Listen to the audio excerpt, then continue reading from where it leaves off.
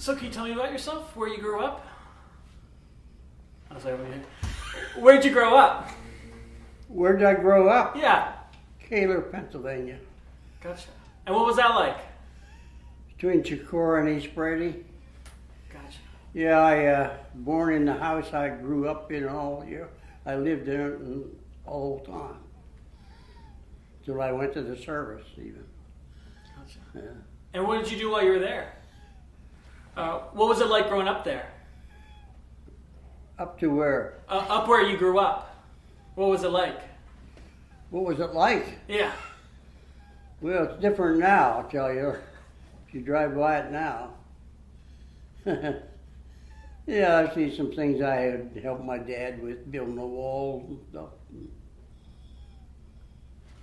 Gotcha. And your is it what's your relation with your? This is your daughter. Okay, just want to make sure. Child, yeah. Okay. And your daughter said you worked for the newspaper. What was that like? Yeah, well, I mean, it's just selling it from home. They delivered it along the highway, and I picked it up. Gotcha. But it was only 3 cents a copy, Oh. and I got a penny out of it. Now I try to get a copy for 3 cents. Yeah. You bought a bicycle. What do they pay deliverers to deliver? Oh, I don't know. That's a good question. Well, I Not get sure. mine 7 o'clock in the morning. I guess they raised their price for them. We have to pay more. Yeah. Yeah. And $10, didn't they? maybe a month. Sounds right. What year were you born? What? What year were you born? What year? Yeah. Well, you gonna tell somebody? Just between you and me. Well, 1925. Gotcha. And how old were you when you joined the service? Oh, they drafted you then. Now you get volunteered. But I was about 18, I guess. Gotcha. Right after school. And how'd you feel about joining? Well, I didn't want to leave home, but they were drafting you, so you had to go. Unless you had some kind of a sick problem. Gotcha. And what part of the service did you join? Well, they don't tell you when you join. And went down to Baltimore, Maryland to find out. So they kind of inferred something about I was going to jump out of the sky, and they're just kidding me, though, I think. But we got in a bus and headed somewhere on there, and they don't tell you where you're going, what you're going to do. So we headed on, I headed down, and I got to Texas. And one guy along, he said, oh, I think we're going to be in the medics. Because he worked for an undertaker. So he figured he was going to be in the medics, which he was right. So I never had to have a gun, you know. That was one good thing. But I've had quite a few experiences, and close ones too. My first day in real battle, our first sergeant was killed. He'd be about here at the end of the room from me. And I had different situations where, being a Christian, I always, as I look think back upon it, the Lord really helped me. And what all do you want me to tell you? Yeah. Where did you serve? Were you in Europe or Asia? Oh, I was in Europe. I was in the Battle of the Bulge. You hear that? Yeah, for sure. Yeah. What was that like? That was up in Germany. Yeah. Yeah. What was it like being in the war? What? What was it like? Well, I was with a tank battalion. I had to follow the tanks. Of course, over there, they were, in my Jeep, I followed them. And the tank, just go up over the hills any place. There wasn't no road. you had to follow them. So I did. Once in a while, if they had somebody that was some reason needed the medics, so I had to pick them up and take them back to my outfit. Because they weren't with me, they were, you know. And so one day, some sergeant said, there's a German soldier out here in the gully. He's going to be moaning all night. I want you to take him out of here. And so, in front of my Jeep, we had a place to put 2 racks. So I put him on there. And he was a German. I was going along, and I got on the wrong road. And I looked on this haystack. My, there was a lot of German soldiers on it. So I said, well, my buddy, there was a buddy with me too. I said to him, oh my, we better stop. I stopped at the haystack, and of course they came down, and they couldn't talk English. I said, is officer here? Oh yeah, he could talk to me. So he came down, and he said, what was I doing? I said, well, I had one of your soldiers here taking them back to our place. And, well, he wanted me to keep on going and take them to their place. I said, oh, I can't do that. So finally, after enough time, I decided we better get out of here. So we started and we left them. I took that soldier to our outfit. Of course, the officer talked to him to see what was wrong with him. But that was quite an experience. I felt the Lord delivered me. They could have taken me, you know, and said, well, you got to go with us. But the war was practically over, I think, at the time. So, but that first time that we had my first experience was, you know, where my first sergeant was killed. And then there was I think maybe another one even killed, and then a couple injured. One was standing right at a medic ambulance, and that's where he got hit.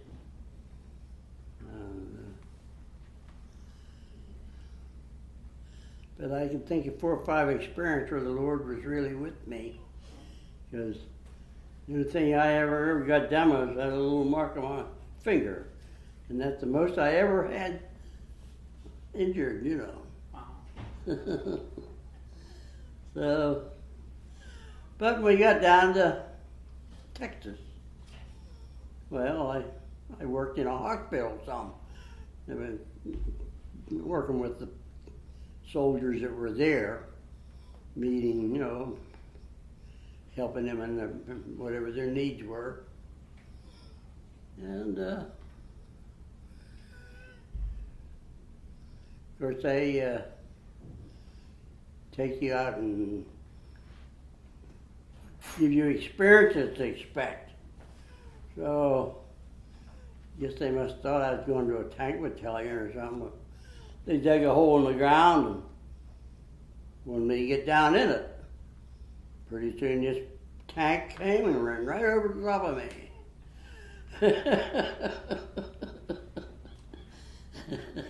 What would you think of that? It would be very fun. So they, you know, experience you for a couple of weeks to train you into doing things, different things. Because I wasn't really assigned to anything really yet. We finally got shipped to Europe, and it was in France before I really got assigned to the tank battalion. And That's when we had all those other experiences. Up in the Battle of the Bulge, of course people's houses, I don't know where they went, but we'd go and live in them for a little bit, just a place to go. And here they were, it was a day, it was Christmas. We had our delivery service in for a Christmas dinner. And here they just was pointing in there, and they knocked our Christmas dinner out, and we had to wait another week before we have Christmas dinner. But I'm in the house up above it, and it was bad.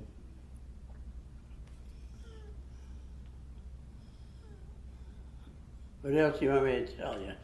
Was it hard to be a medic? Hard to be a medic? Yeah. Was it? Oh no, I was often glad I was one. As I say, I never had to learn to use a rifle. Never had to put up with it. And that means something. Even today, across the road from where I live, they bury a veteran there. I can hear shooting for them. I wouldn't have to do that. But one time they were shelling a place, and I was down in a basement with some people that were living there. My car was sitting outside, and when it was all kind of quieted down, I went out and looked at it. Right above the windshield, there's a mark where a part of a shell went through, and right over my steering wheel and right in the back of my seat, the back part of the seat. If I'd have been in there, I'd have been hit. I have a picture of that. I don't know if she brought it or not. But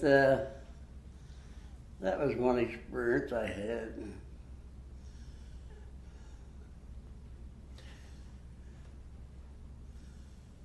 What else do you want? Do you have any good experiences that were kind of fun amidst the war? A what? Any fun during the war? Any like fun? Any celebrations or anything like that? Celebrations? Yeah. Remember, I think in the one interview you had with Mr. Ike, you talked about having some time off, and you were able to go to Paris. Oh yes. You had a number as far as getting released, and they just you maybe one or two numbers at a time, and maybe they were 10 ahead of you, and you knew you weren't going home for a while, so you could go. We was in France, you could take trips, and so I went to Paris one time. You never that what do you call it? Eiffel Tower? Yeah, I went almost next to the top of that. I have a picture of that.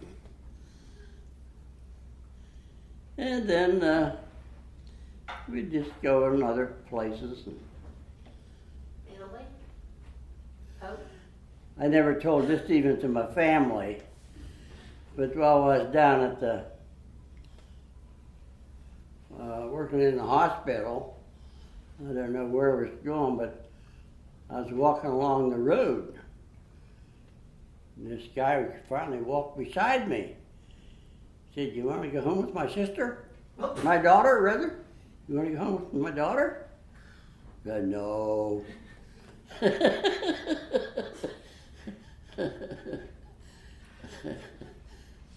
She never heard that even.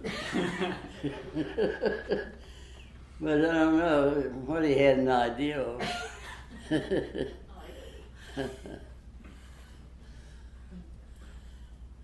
What was it like when the war ended? What's that? What was it like when the war ended? When the war ended? Yeah.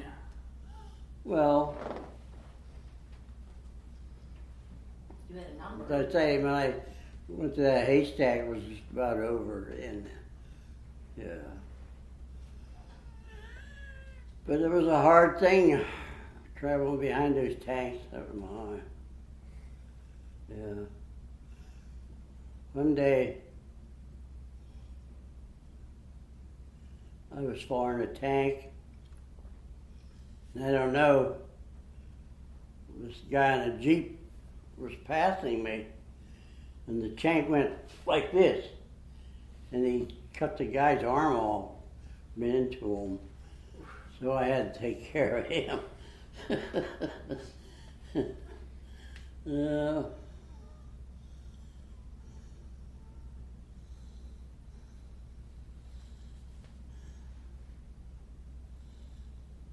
So what'd you do once it was all done? Huh? What'd you do after the war?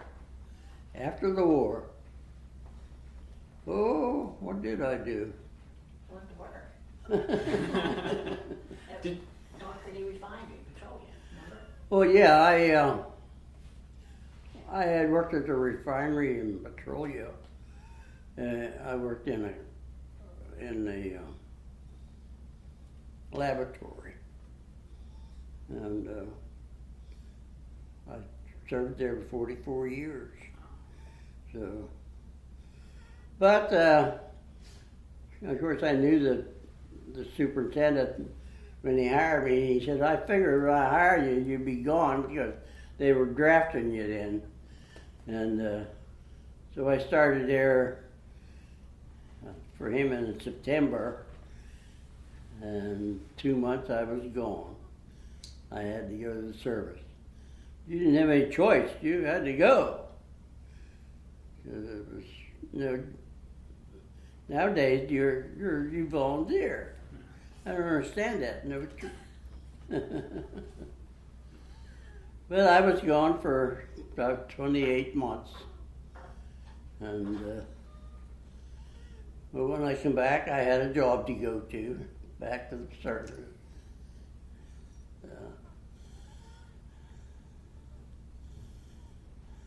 Were things different when you got back? Huh? Were things different when you got back? Or was everything kind of the same as when you left? Well, yeah, it was only a little better than 2 years, Yeah. As I say, I worked in the laboratory. Of course, I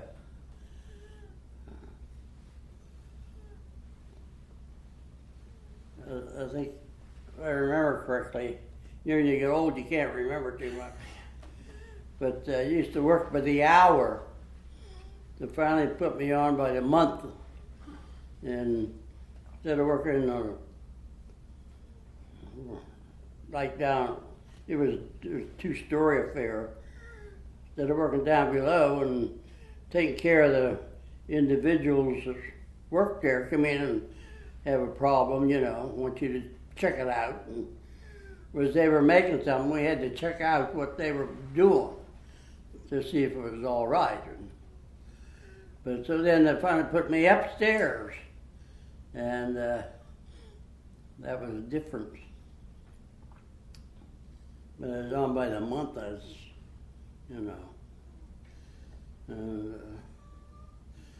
but I worked there for 44 years, counting everything. Yeah. That was a long time. Did you retire from there? My what? Did you retire from there? Yes. And when was that?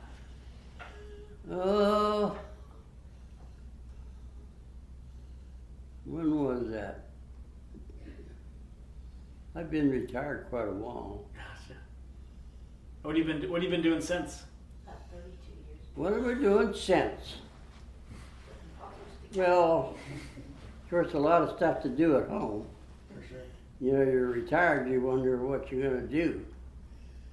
But, of course, I had a wife then. She died 2 years ago. So I have to do everything now at home except her. She comes over and does a lot of my work. And I'm a Gideon. You know what a Gideon is? Young. Well, they're place Bibles and things. Oh, I do, yeah. Yeah. So I joined them in 1954, and I wasn't really a businessman either. So they let me do all the work, but I couldn't hold any office or anything in the group. But I could do all the work I had to do, going out places. So finally they decided to make me a regular member. And now I go to all the meetings and everything, hold an office and everything if I wanted it. So.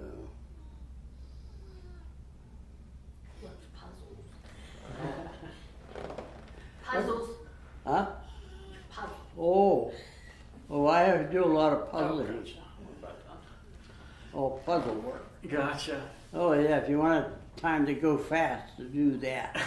Sounds good. I've got about 30 copies hanging on my walls. Gotcha. But I like to do it. In fact, I'm working on a 750 piece right now. And one day, a pastor's wife brought me a bag and it had 10 puzzles in it. 10 puzzles. This is the last one of them. So I give them back to her. But this one's a nice puzzle, but it takes a little while to get it done. Is there anything else you'd like us to know about your time in the service? Oh. Or that kind of sum it up? You went over on a Queen Mary. What? The Queen Mary. Oh, Queen Mary. That's how you went over, wasn't it? Yeah, when I went overseas from the States, in the Queen Mary, I think it was the British head guy was on it. Churchill. But I didn't get to see him, but he was there. Oh, talking about the experience I had coming home. You know, when you're out in the ocean, well, the waves get pretty high. Well, I was standing up, doing something on the building, and it was going this way, and I was going right with it. The guy out there trying to catch me going like that.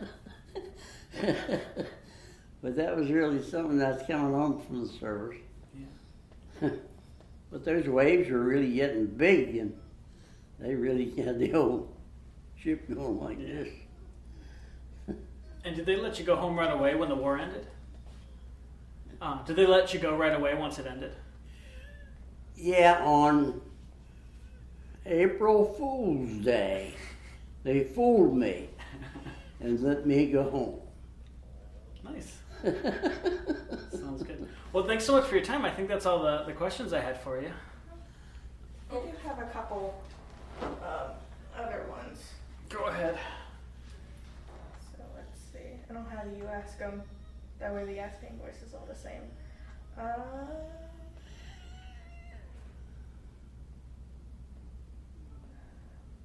Oh, of course.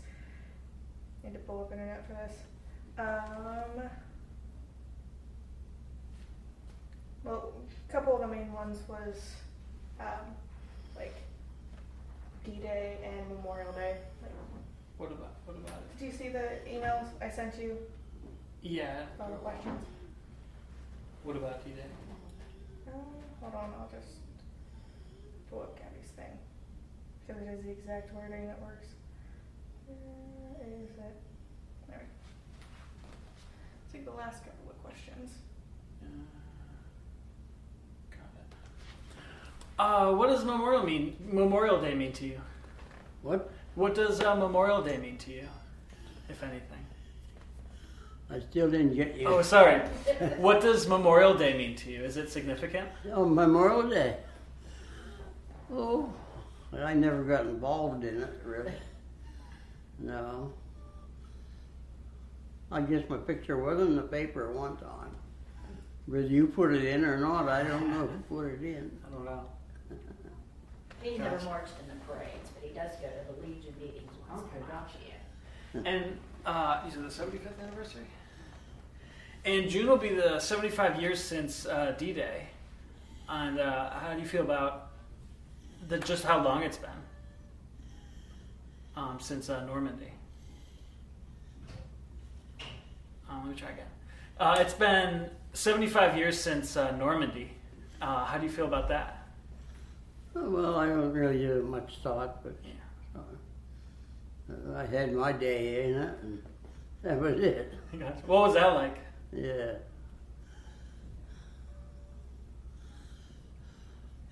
I was glad I didn't go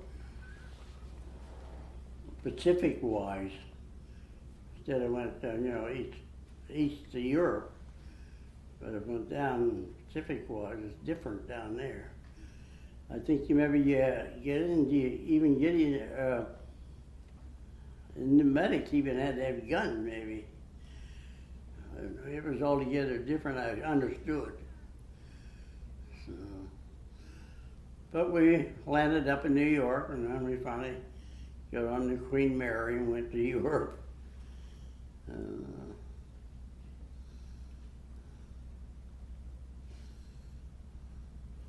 But I tell you, when you was only 18 to 21 years old, that's pretty young to be out from home, you know. For sure. So I was glad to get home and see my parents, and they've even brought my wife along to meet me, and so that was down in Pittsburgh. Oh, wow. I came in on the train down in Pittsburgh. But it was April Fool's Day. I don't know how it ever got that name, do you know? No, I have to Google it. Huh? I have to look it up. I don't know. I know as I read my Bible, it says in there about foolish people that, they don't want to read the Bible or hear anything about it. It's foolish. I thought maybe it was that or what they called it for.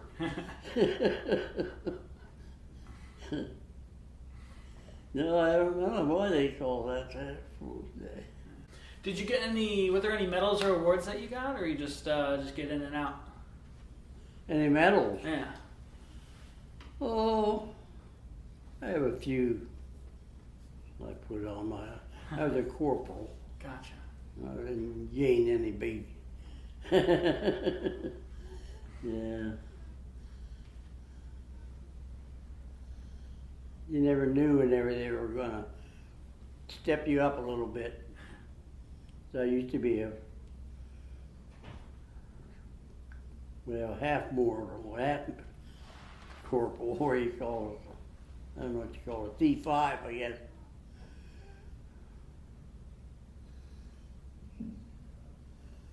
No.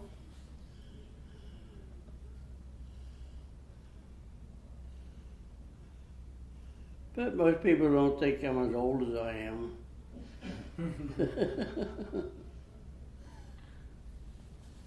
Yeah. I said, how old do you think I am? Oh, I said, no, I want you to be serious too. I just don't want you to make me feel good. Well, you might be 70 or 80 something.